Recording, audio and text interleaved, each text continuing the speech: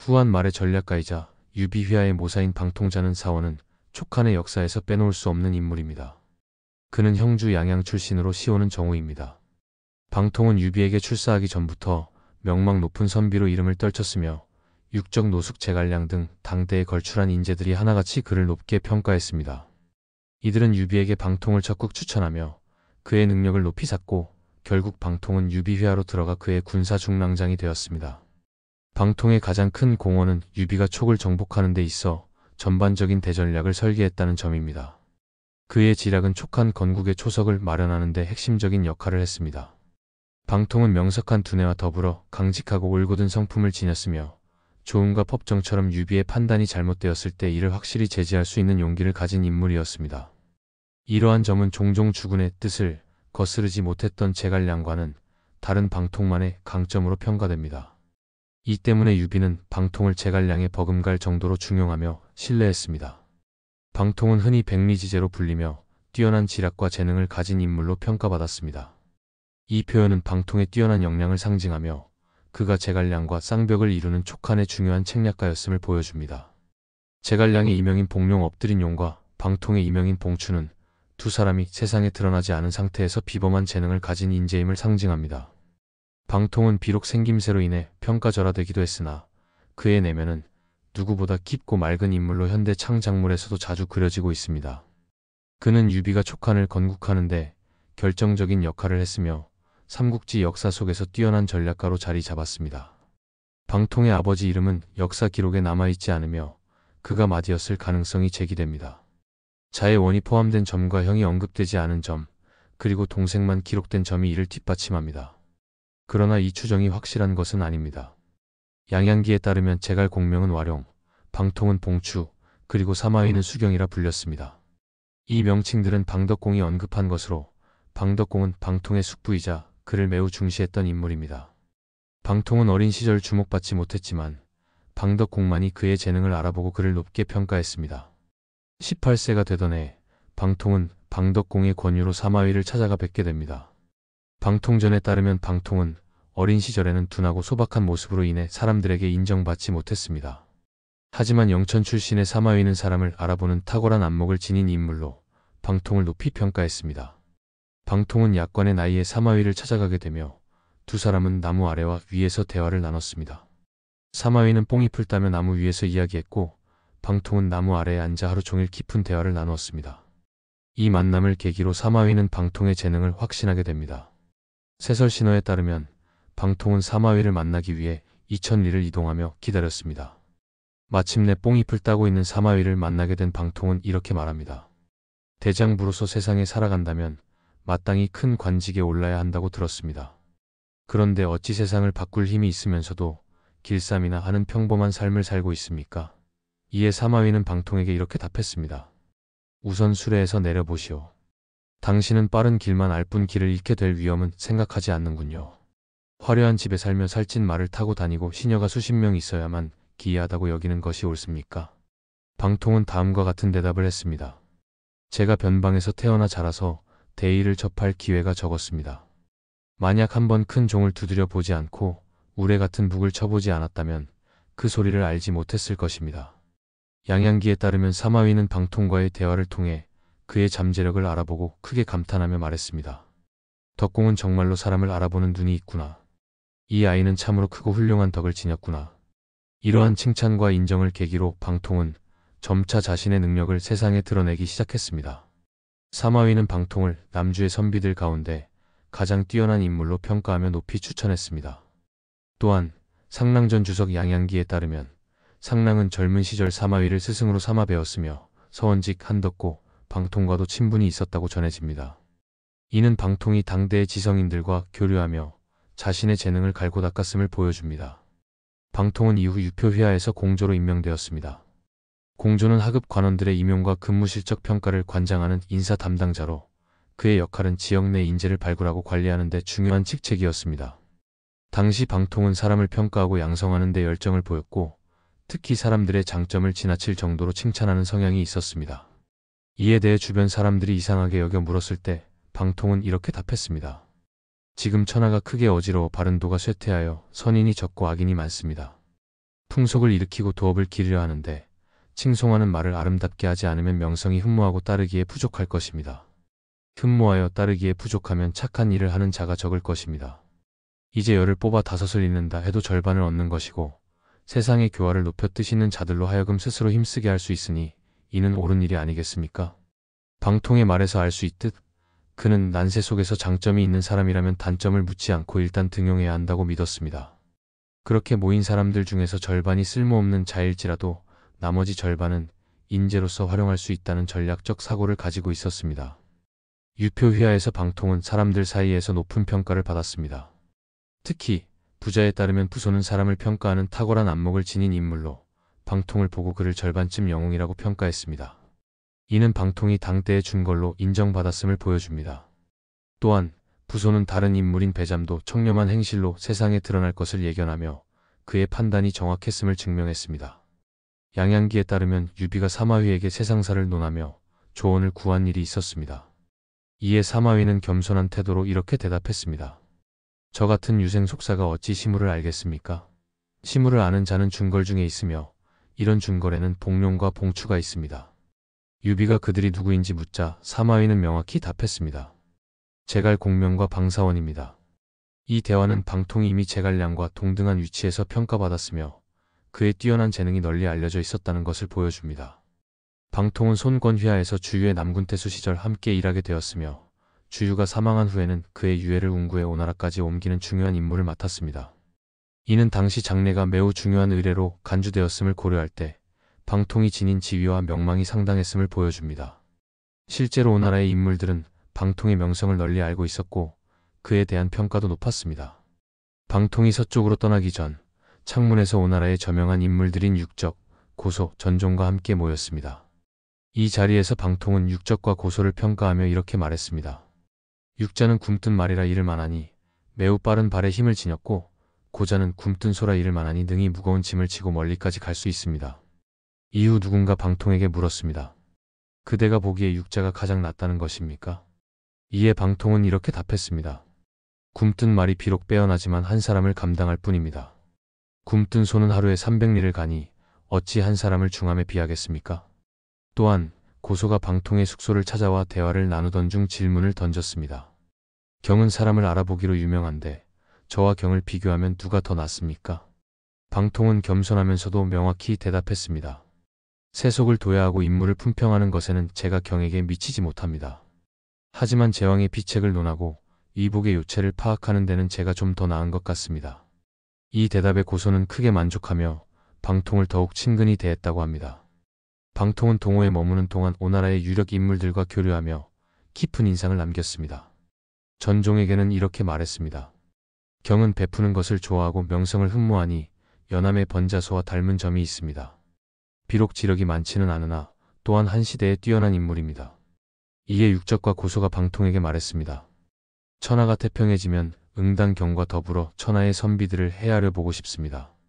방통은 동호에서 전종, 육적, 고소와 같은 유력한 호족들과 안면을 트고 친교를 맺은 후 서쪽으로 돌아갔습니다.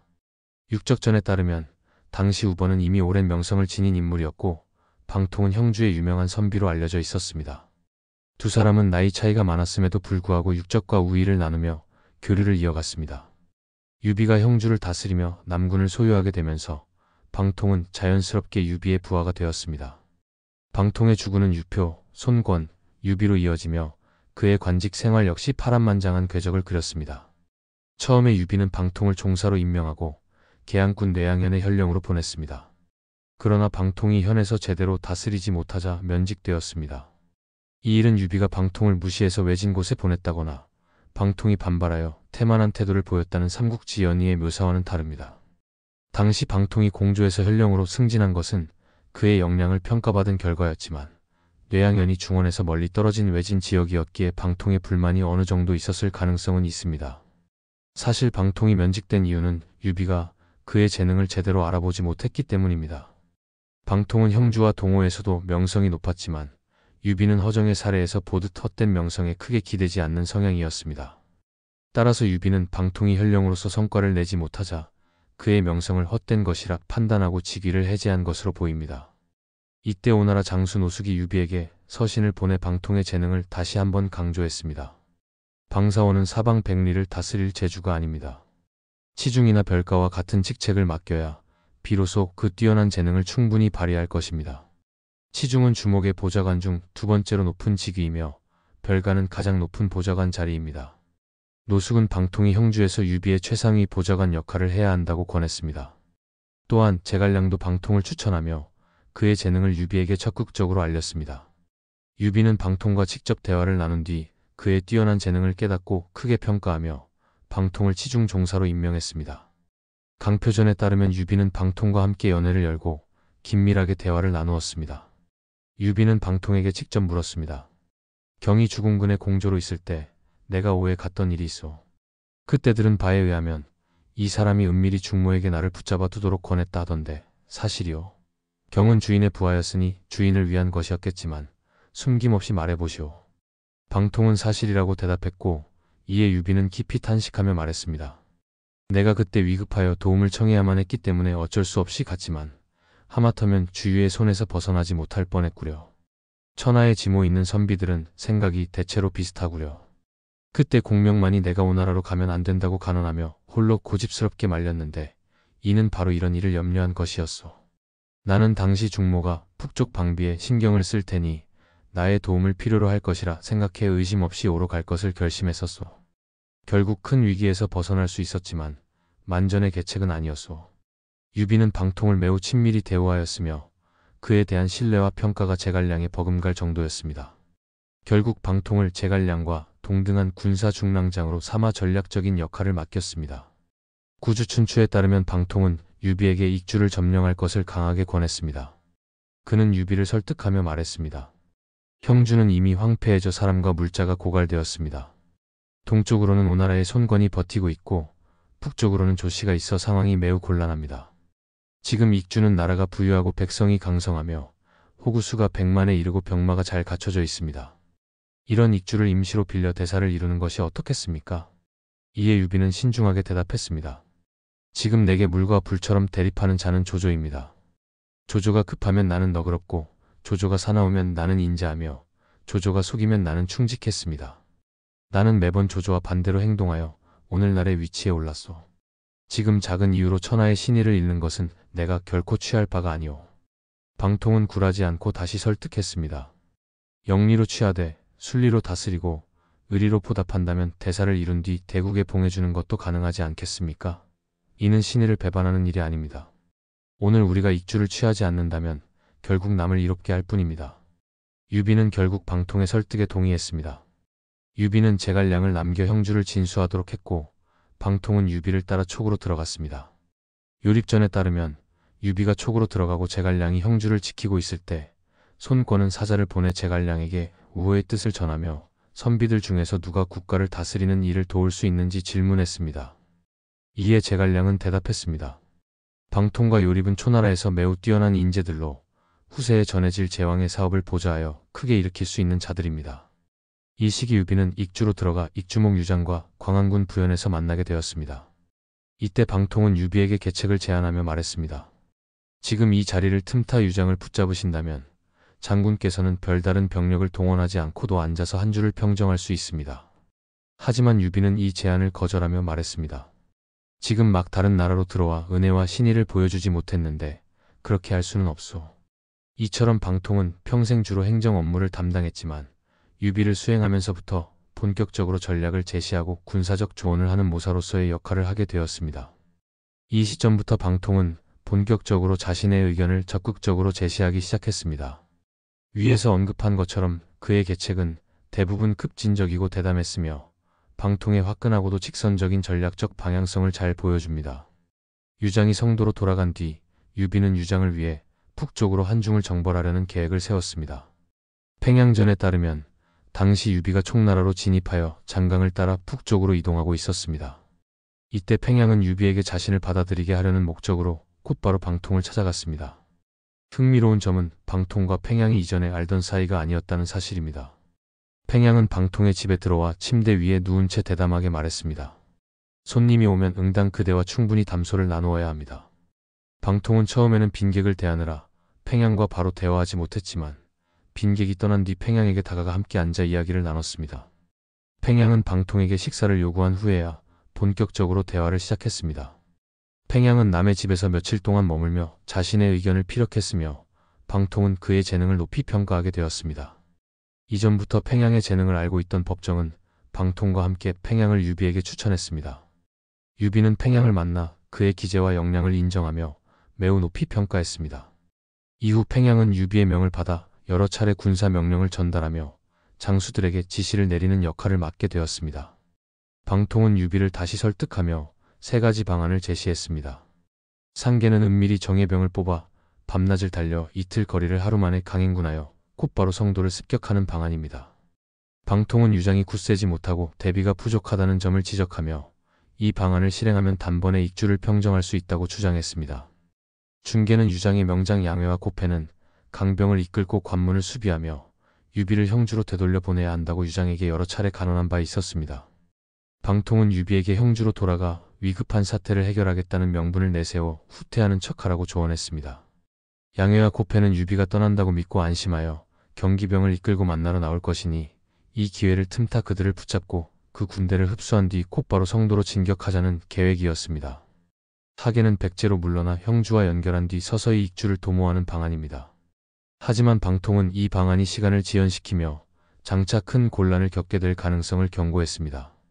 유비는 중계가 가장 적합하다고 판단해 이를 채택했습니다. 그는 양회와 고패를 참수하고 그들의 군대를 흡수한 후 성도로 진격했습니다. 유비의 군대는 지나가는 곳마다 승리를 거두며 전진했고 결국 익주를 손에 넣게 되었습니다. 방통이 제안한 상계는 단시간에 적의 중심부를 치는 과감하고 효율적인 방안이었습니다. 이는 이전에 유장을 처음 만났을 때 방통이 제안했던 계책과도 맥을 같이 하는 급진적인 전략이었습니다. 하지만 유비는 방통의 상계를 받아들이지 않았습니다. 유비는 본래 사람들의 마음을 얻는 것을 가장 중시하는 인물이었습니다. 그는 영토 내의 호족과 백성들뿐 아니라 이민족들에게도 은혜를 베풀며 신망을 쌓아갔습니다. 이러한 방식은 느리지만 꾸준히 효과를 발휘했습니다. 서주에서는 미축과 같은 호족들이 자발적으로 유비를 주목으로 추대했으며 형주에서는 10만 명에 달하는 백성들이 조조를 피해 그를 따랐습니다. 익주에서도 유력 인사들이 스스로 그를 끌어들였던 것은 이러한 유비의 덕망과 신뢰 때문이었습니다. 방통의 전략은 대담하고 직접적이었지만 유비의 접근 방식은 사람들의 마음을 얻어 결국 자신을 중심으로 하나의 질서를 구축하는 것이었습니다. 유비는 처음부터 익주를 단숨에 무력으로 장악하기보다 시간을 들여 천천히 사람들의 마음을 얻으려는 접근 방식을 택했습니다. 장로를 공격하겠다는 명분으로 북진했음에도 정작 장로를 공격하지 않고 은혜를 베풀면서 익주의 민심을 서서히 자신의 편으로 끌어들였습니다. 이는 익주를 무리하게 차지하기보다 그들 스스로 유비를 받아들이도록 만드는 과정이었습니다. 이러한 방식은 시간이 걸렸지만 안정적이고 뒤탈이 없는 결과를 보장했습니다. 반면 방통은 유비와 정반대의 방향성을 가지고 있었습니다. 그는 일단 눈에 보이는 성과가 필요하다고 여겼고 명확한 성과를 낸 후에 뒤따르는 부작용은 충분히 해결할 수 있다고 보았습니다. 방통이 과거 인재들을 지나치게 칭찬했던 것도 같은 맥락에서 이해할 수 있습니다. 그에게는 당장의 인재 확보와 머릿수를 늘리는 것이 우선이었으며 이후 옥석을 가리는 작업은 그 다음의 문제라고 여겼습니다. 방통의 이러한 접근 방식은 빠르고 가시적인 결과를 만들어낼 수 있었지만 유비가 보기에는 장기적으로 비효율적이고 위험한 방식일 수 있었습니다. 결국 유비는 방통이 제안한 과격한 계책들을 2번이나 거절했습니다. 유비는 천천히 민심을 얻는 방식이 비록 시간이 걸리더라도 장기적으로 더 나은 결과를 가져올 것이라고 믿었기 때문입니다. 반대로 방통은 신속하고 대담한 전략이 필요하다고 보았으나 유비의 철학과 방식에 따라 그 과감한 계책들은 채택되지 못했던 것입니다. 이처럼 두 사람은 목표를 이루기 위한 방식에서 확연히 다른 접근법을 보였지만 그 차이로 인해 유비는 천천히 그러나 확실히 익주를 손에 넣을 수 있었습니다. 부연에서 유비는 큰 모임을 열고 술과 음악으로 흥겨운 자리를 마련했습니다. 그는 방통에게 말했습니다. 오늘 모임이 정말 즐겁구려. 그러나 방통은 직원을 서슴지 않았습니다. 남의 나라를 치고 즐거워하는 것은 어진 이의 군대가 아닙니다. 유비는 술에 취해 있던 터라 이 말을 듣고 노했습니다. 무왕도 줄을 치면서 앞뒤로 노래하고 춤췄소. 그럼 그도 어진 이가 아니었단 말이오? 경의 말이 틀렸소. 속히 자리에서 나가시오. 방통은 잠시 머뭇거리며 물러났고 유비는 곧 후회하여 그를 다시 불러들였습니다. 방통은 예전 자리로 돌아왔으나 사죄하지 않고 태연히 술을 마시며 음식을 즐겼습니다. 이를 본 유비는 다시 물었습니다. 조금 전 논의에서 누가 잘못한 것이요? 방통은 당당히 대답했습니다. 군신 모두 잘못했습니다. 유비는 크게 웃으며 모든 긴장을 풀고 처음처럼 즐거운 술자리를 이어갔습니다. 습작치와 배송진은 유비와 방통의 이 에피소드를 통해 각각 흥미로운 평가를 내렸습니다. 습작치는 이렇게 말했습니다. 무릇패왕이라면 반드시 인의를 근본으로 삼고 신뢰와 순리를 바탕으로 삼아야 합니다. 한 가지라도 갖추지 못하면 그 도는 어긋나는 법입니다. 유비가 유장의 땅을 습격하여 이를 빼앗고 권모술수로 이를 이루었으니 신의를 저버리고 정에 어긋나 덕과 의가 모두 잘못되었습니다. 비록 이러한 방식으로 큰 공을 세웠다 하더라도 이는 결국 큰 손상을 입힌 것이며 비유하자면 손을 끊어 몸을 보전한 격입니다. 이로 인해 무슨 즐거움을 느낄 수 있겠습니까? 그는 또한 방통의 역할에 대해 언급하며 방통이 이러한 잘못을 바로잡으려 노력했음을 강조했습니다. 방통은 늘 직원을 두려워하지 않았으며 간언을 통해 주군의 실수를 바로잡는 데 힘썼습니다. 습작치는 이를 두고 작은 손실을 두려워하지 않고 큰 이익을 도모하며 직원을 기피하지 않고 주군에게 멀어지지 않는 자만이 대업을 이룰 수 있다고 높이 평가했습니다. 배송진은 보다 유비와 방통의 행위에 초점을 맞췄습니다. 그는 유비가 유장을 습격한 것을 의롭지 못한 궤도로 여겼으며 유비가 술자리에서 스스로를 무왕에 비유하며 부끄러워하지 않은 것을 잘못이라 평가했습니다. 하지만 방통의 태도는 정당하다고 보며 군신이 함께 잘못했다는 방통의 말은 유비의 체면을 세워주고 비방을 피하려는 의도로 해석했습니다. 배송진은 방통의 행동을 유연한 처세술로 보며 그 진가를 인정했습니다. 결론적으로 두 평론가는 방통의 직언과 간언의 태도를 높이 평가하는 한편 유비의 행동에 대해서는 일정 부분 비판적인 견해를 보였습니다. 방통은 광안군 낙현을 진격하여 포위하는 과정에서 군사를 이끌고 성을 공격하다가 날아온 화살에 맞아 생을 마감하였습니다. 당시 그의 나이는 겨우 35세에 불과했으며 이른 죽음은 유비와 유비 세력에게 큰 비탄을 안겨주었습니다. 유비는 방통의 죽음을 매우 애석하게 여기며 그의 이름을 높여 칭송하였고 이를 말할 때마다 눈물을 흘렸다고 전해집니다. 또한 방통의 아버지를 의랑으로 삼고 간이대부로 승진시켜 그 가족에 대한 예우를 다했습니다. 방통의 죽음은 214년으로 추정되며 이는 자칫 통감에서 확인할 수 있습니다. 계암보신찬 주석에 따르면 장조는 평소 방통을 존경하지 않았던 인물로 알려져 있습니다. 방통이 전장에서 사망한 후 유비가 그의 충성과 재능을 찬미하자 장조는 다음과 같이 말했습니다. 방통은 비록 충성을 다한 인물이지만 위대하고 고결한 도리를 어겼습니다. 이 말을 들은 유비는 크게 노하여 다음과 같이 답하며 그의 말을 단호히 막았습니다. 방통은 자신의 목숨을 바쳐 인을 이룬 사람이오. 더는 그를 비난하지 마시오. 유비는 즉각적으로 장존의 관직을 파면시켰고 얼마 지나지 않아 장조는 질병으로 세상을 떠났습니다. 방통은 언제나 자신의 의견을 거침없이 대범하게 주장하며 그것이 죽은 유비의 생각과 다를 것임을 알면서도 기탄 없이 제시했습니다.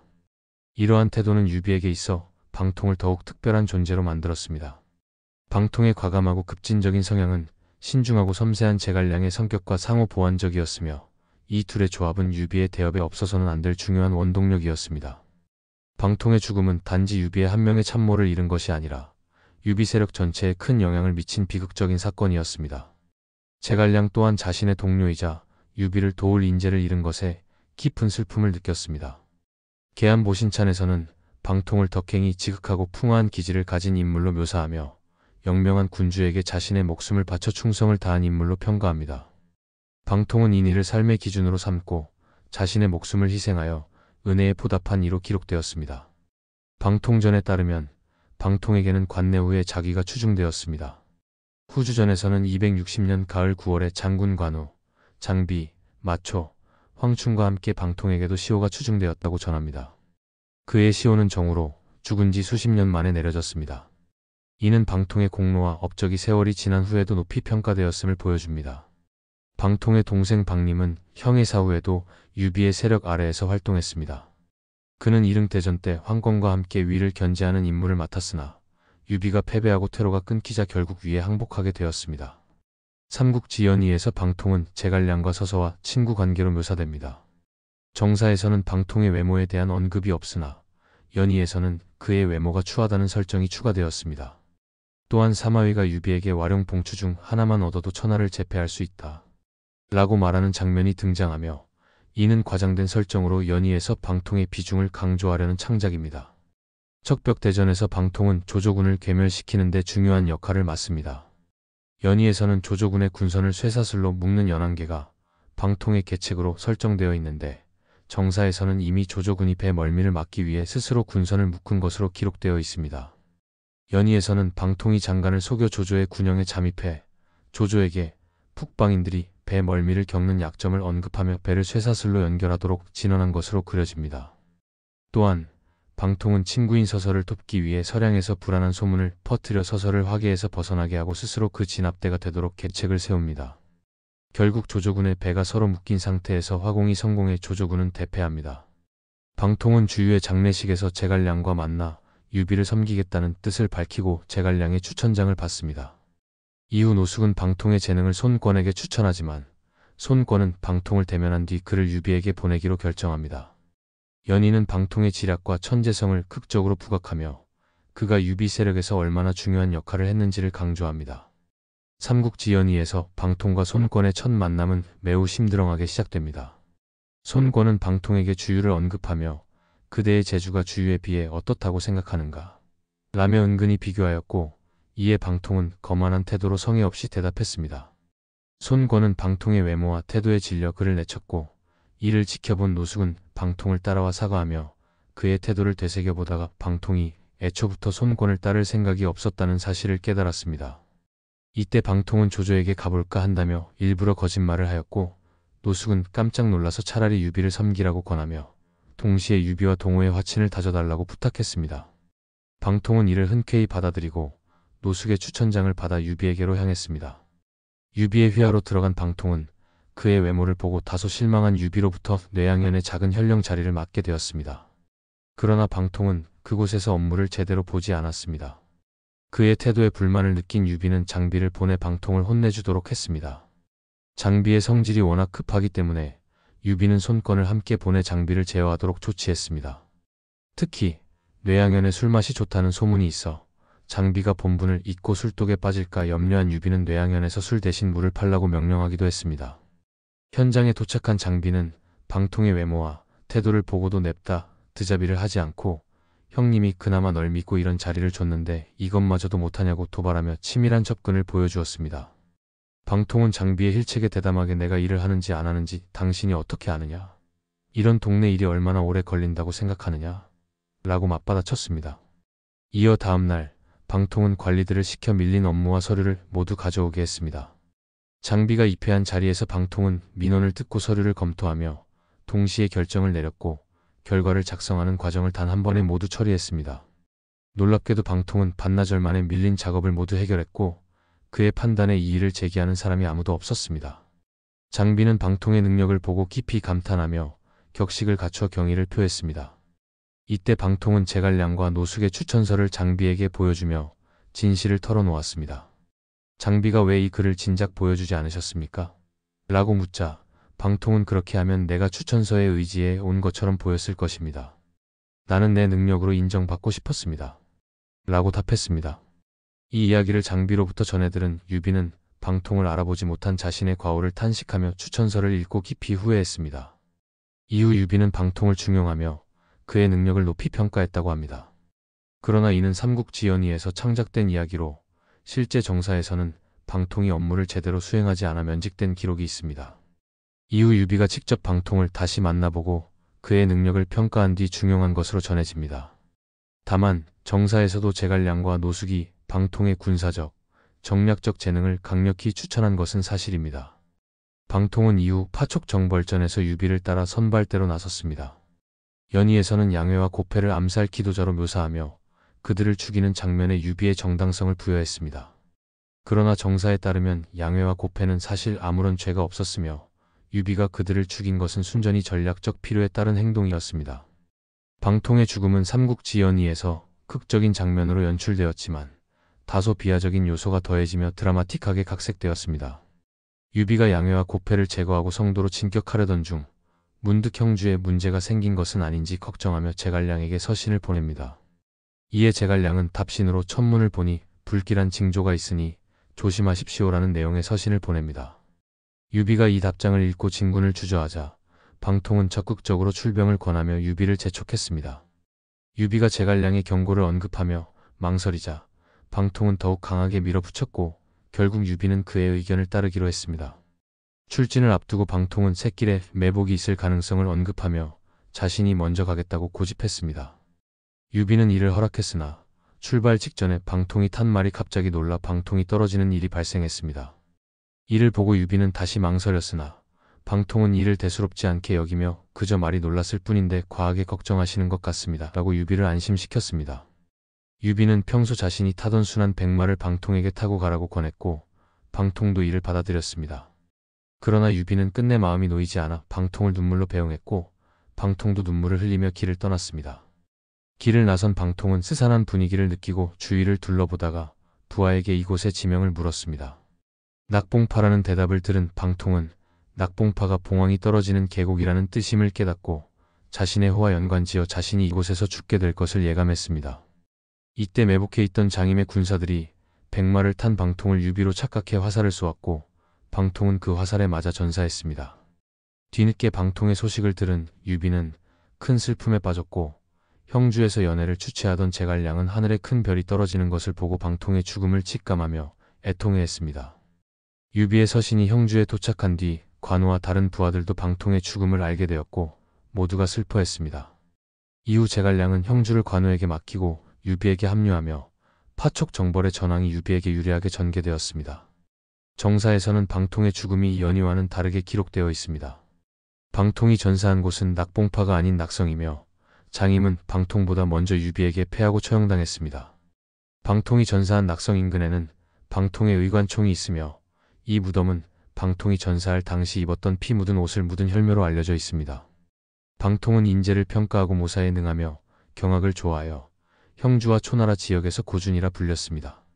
위나라의 신하들과 비교하자면 방통은 조조의 신뢰를 받았던 순욱에 견줄 만한 인물이고 법정은 정욱과 각가와 같은 뛰어난 책사들과 동료로 여겨졌습니다. 진수는 방통을 평가하며 군사는 덕행이 지극하고 품격 있는 풍화한 기질을 지닌 인물이다. 그는 명군에게 목숨을 바쳐 진심으로 충성을 다했고 은혜를 위해 자신의 목숨을 희생할 정도로 인의를 실천했다고 찬사를 보냈습니다. 방통의 전략적 사고는 대담하면서도 변화무쌍한 사파 스타일로 제갈량의 정파적이고 철저히 계산된 전략과 대조적이었습니다. 방통은 예측하기 어려운 상황에서도 과감하고 효과적인 전략을 제시할 수 있는 능력을 발휘했으며 진수는 그를 순욱에 비견하며 위나라에서 개국 공신으로 평가받는 순욱과 막상막하의 인물로 보았습니다. 제갈량과 방통은 와룡과 봉추의 비유처럼 서로 다른 강점을 가진 천하의 재주를 가진 기재였습니다. 진수는 법정을 정욱과 곽가처럼 계책을 잘 세우는 뛰어난 모사로 평가하며 방통과 같은 기록에 두었지만 방통의 비범한 능력과 국가적 대사를 결정할 만한 역량을 더 높게 보았습니다. 이로 볼 때 방통은 단순한 참모가 아니라 순욱과 같은 국가의 중대사를 책임질 수 있는 대신으로 평가된 것입니다. 방통은 관직에 출사하기 전부터 방덕공과 사마위에게 높이 평가받았으며 이들은 방통을 제갈량과 쌍벽을 이룰 인물로 여겼습니다. 방통은 형주와 양주의 유능한 선비들과 교류하며 명성을 쌓았으나 관직에서는 주유와 유비 밑에서 비교적 낮은 지위에 머물렀습니다. 그러나 노숙과 제갈량의 추천을 계기로 유비와 대면하게 되면서 방통의 진정한 능력이 빛을 발하게 됩니다. 유비는 방통을 직접 만나 본 후 그의 행정 능력보다는 전략적 재능과 포부를 높이 평가했습니다. 그는 방통을 제갈량에 비견되는 인재로 판단하여 제갈량과 나란히 군사 중랑장으로 임명하고 동등한 대우를 했습니다. 만약 방통이 더 오래 생존하여 촉정벌에 따른 군功을 쌓았다면 그는 제갈량 이상의 대우를 받았을 가능성도 있었습니다. 방통과 엮여 언급되는 요립과 팽양의 사례는 방통과의 관계로 인해 오해를 받기도 했습니다. 요립은 자신의 재능을 제갈량 다음으로 자부하며 불만을 표출하다가 유배를 당했고 팽양은 역모 혐의로 좌천되었습니다. 이들의 몰락은 방통과 무관하며 그들 자신의 과오 때문이었습니다. 반면 방통은 군주의 심리를 능숙히 파악하고 냉각된 분위기를 푸는데 탁월한 능력을 발휘했으며 성품 또한 탁월했습니다. 양희의 계암보신찬에서는 방통에 대해 군사는 덕행이 지극하고 풍화한 기질이 빛나는 인물이다. 영명한 군주에게 목숨을 바치고 진심으로 충성을 다했다. 인의를 바탕으로 몸을 희생해 은혜에 보답했다고 극찬했습니다. 이는 방통이 단순한 전략가를 넘어 인의와 충성을 실천하는 진정한 대인임을 보여줍니다. 방통은 군사적 전략과 전술면에서 제갈량과 뚜렷한 차별점을 보여준 인물로 그의 특출난 능력은 촉한의 서촉 정벌에서 두드러졌습니다. 방통은 유비의 익주 진입 직후부터 서촉 정벌군의 참모이자 실질적인 군의 수뇌로서 활약하며 거듭 군공을 세웠습니다. 이러한 방통의 기책은 즉각적인 효과를 내는데 중점을 둔 실질적이고 공격적인 성격을 띠고 있었습니다. 예를 들어 유장을 사로잡거나 수도를 급습하자는 그의 제안들은 신속히 결과를 낼 수 있는 정략적 책략이었습니다. 반면 제갈량은 장기적인 기반을 다지고 정석적인 군사 전략을 실행하는 데 중점을 둔 인물로 방통과는 대조적인 접근 방식을 보였습니다. 제갈량은 민정을 강화하고 군비를 확충하며 팔진도로 대표되는 체계적이고 안정적인 전군 통솔력을 바탕으로 군사적 능력을 발휘했습니다. 제갈량의 푹벌 전략에서도 대국적인 기만책과 허를 찌르는 전술이 다수 등장했으나 이는 철저히 계산된 정석적 접근에 기반을 둔 것이었습니다. 이와 달리 방통은 상대의 허점을 노려 모험적인 기책과 기습 전략을 구사하며 신속한 성과를 통해 국면을 반전시키는 데 능했습니다. 방통의 이러한 특성은 축구 감독에 비유하자면 그는 부진한 상황을 단기간에 반전시켜 승리를 이끄는 클럽팀 감독에 가까운 인물이었습니다. 반면 제갈량은 지속적인 훈련과 시스템 강화를 통해 꾸준한 성과를 내는 국가대표팀 감독과 유사합니다. 방통의 접근 방식은 제갈량의 행정적이고 명분 중심의 장기 전략과 조화를 이루면서도 상호 보완적인 역할을 했습니다. 제갈량의 신중함과 장기 계획이 촉한의 안정적 기반을 마련했다면 방통의 대담한 전략과 전술은 촉한의 더 과감한 가능성과 변화를 제시할 수 있었습니다. 예컨대 방통이 살아있었다면 위헌의 좌우곡 개책 같은 모험적인 방안조차 효과적으로 활용했을 가능성이 있습니다. 방통이라면 좌우곡 개책을 단순히 무모한 시도로 끝내지 않고 적의 주력을 유인해 매복으로 분쇄한 뒤 기습적인 적 거점 점령으로 전세를 역전시키는 과감한 전술로 승화시켰을 것입니다. 결론적으로 방통은 제갈량과는 다른 독창적이고 공격적인 전략가로서 촉한이 가진 잠재력을 극대화할 수 있는 대안을 제시했던 인물입니다. 방통의 전사는 유비군에 큰 충격과 상처를 남긴 비극적인 사건이었습니다. 방통은 유비군의 전략적 핵심으로 유비의 익주 정벌을 성공으로 이끌 수 있는 중요한 역할을 맡았던 인물이었습니다. 그의 급작스러운 죽음은 유비뿐만 아니라 촉한 전체에 치명적인 손실이었으며 특히 방통과 더불어 촉한의 두 축을 담당하던 제갈량에게도 큰 아쉬움과 슬픔을 안겨주었을 것입니다. 제갈량은 이미 방통의 죽음 이전에 익주 전선에 투입되어 유비를 지원하고 있었습니다. 그러나 방통과 제갈량의 역할은 성격이 달라 서로 대체할 수 없는 존재였습니다. 방통은 책략과 뛰어난 용병술로 빠른 성과를 내는데 능했으며 제갈량은 정석적이고 장기적인 용병술과 내정을 통해 기반을 다지는 데 주력했습니다. 이러한 두 인물의 협력은 유비군의 전략적 균형을 유지하는 데 필수적이었습니다. 방통이 생존해 있었다면 익주에서는 제갈량이 내정을 담당하며 군비를 확충하고 방통은 형주에서 마량과 마속 형제와 함께 내정과 전술을 맡아 보다 강력한 촉한의 기반을 구축했을 가능성이 큽니다. 특히 방통은 형주의 방가 출신으로 유력 호족들의 협력을 얻기에 유리한 위치에 있었습니다. 이로 인해 유비군이 형주와 익주를 안정적으로 통합하고 동맹을 강화할 수 있었을 것입니다. 그러나 방통의 죽음으로 인해 이러한 이상적인 시나리오는 실현되지 못했습니다. 방통의 전사는 유비에게도 깊은 트라우마로 남았습니다. 이전까지 유비는 가족을 잃는 고통을 겪으면서도 핵심 참모 집단은 잃지 않고 유지할 수 있었습니다. 그러나 방통의 전사는 유비군이 주도권을 쥔 유리한 전장에서 발생한 것으로 이는 유비의 신중하고 신뢰를 바탕으로 한 리더십에 큰 상처를 남겼습니다. 결과적으로 방통의 죽음은 단순히 한 명의 책사를 잃은 것이 아니라 촉한의 전략적 역량의 일부를 잃은 것이었으며 유비군의 내부적인 안정과 외부로의 확장이 어려워지는 원인이 되었습니다. 유비에게는 과거의 고난보다 더 큰 상실감과 책임감이 뒤따랐을 것이며 이는 이후 촉한의 방향에도 중요한 영향을 미쳤습니다. 방통은 촉한 역사에서 빼놓을 수 없는 전략가이자 유비 진영의 핵심 참모로서 그의 생애는 대담하고 급진적인 접근법으로 특징지어집니다. 방통은 유비와 제갈량의 버금가는 능력을 인정받았으며 그의 전략적 감각과 뛰어난 용병술은 촉한의 초기 군사적 성공에 중요한 역할을 했습니다. 특히 그는 유비의 익주 정벌에 있어 혁신적이고 실효적인 계책들을 제시하며 촉한의 확장을 도왔습니다. 방통은 단순히 뛰어난 전략가에 그치지 않았습니다. 그는 사람들을 알아보는 안목이 뛰어났고 천하의 인재를 모으는 데도 적극적이었습니다. 그의 과감한 기질은 때로 주군인 유비의 신중한 성격과 대립하기도 했지만 이는 오히려 서로를 보완하는 관계를 형성했습니다. 그의 과감한 계책들은 유비가 추구했던 신중하고 점진적인 접근법과는 대비되었으나 방통의 방식은 촉한이 당면한 위기를 단번에 해결할 가능성을 열어주기도 했습니다. 방통의 생애는 짧았지만 그가 남긴 영향은 깊었습니다. 그의 전략적 재능은 제갈량과 다르게 실질적이고 단기적인 군사적 성과를 도출하는 데 초점이 맞춰져 있었습니다. 이는 방통이 살아있었다면 촉한의 군사적 운용 방식이 더욱 다양하고 유연하게 발전했을 것이라는 기대를 갖게 합니다. 그러나 방통의 이른 죽음은 이러한 가능성을 모두 잃게 했고 촉한의 미래에 큰 공백을 남겼습니다. 방통의 죽음은 단순히 한 인재를 잃은 것을 넘어 촉한이 나아갈 방향성에 있어 중요한 축을 잃게 된 사건이었습니다. 그의 대담함과 추진력이 촉한의 역량을 확장시키는데 큰 역할을 했다는 점에서 그의 부재는 촉한이 이후 겪게 될 어려움을 상징적으로 보여줍니다. 방통은 촉한 역사에서 단순히 비극적인 인물로 남은 것이 아니라 그가 이루지 못한 가능성과 미완의 이상을 상징하는 존재로 기억됩니다. 영상을 시청해 주셔서 감사합니다.